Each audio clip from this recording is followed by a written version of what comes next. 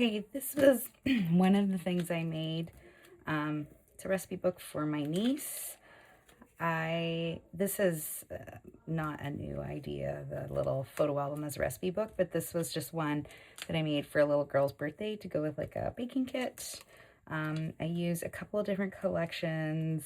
One was a photo play one was from, I used some pieces from a Doodlebug collection just to decorate, and I used some scrapbook.com dies to make the title. This was from the photo play collection. On this page, I included just some extra pieces if they want to decorate, and some of the pages are blank for photos, so I have printed the photos. I just haven't put them in until I finished recording this. So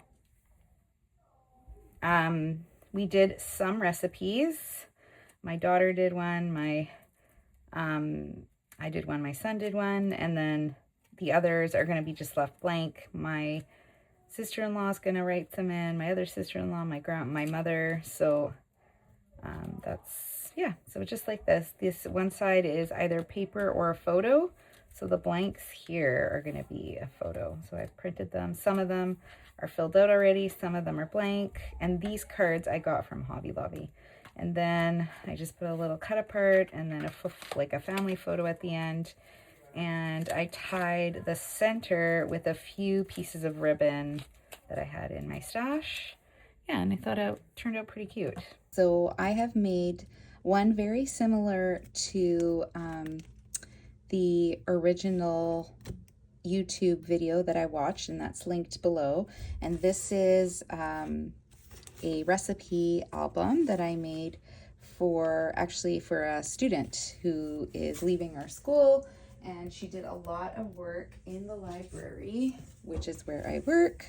And I'm just I put a little congratulations from finishing grade 7, because in my district that's when they move on to high school. And then I made just a cute little book, and I alternated the papers with the recipe cards, and it's just with using the photo album, just the same layout, same design, same idea.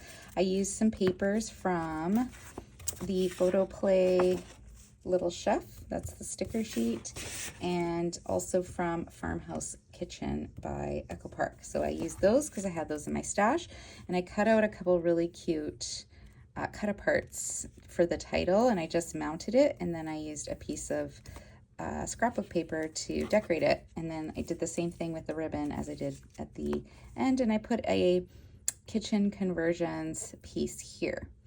All right, so that's a non-Christmassy version of that. And then I also took the idea and made it into like a little photo album for the grade 7s that were leaving, who didn't work in my library for as long. Theirs are a little bit smaller and I don't know them as well. So I just tried to do something different for them. And so I did the same inside where I printed up this congratulations, and this I actually made from a template on Canva. And I used this, the Summer Fair from Michaels, and I just cut these up.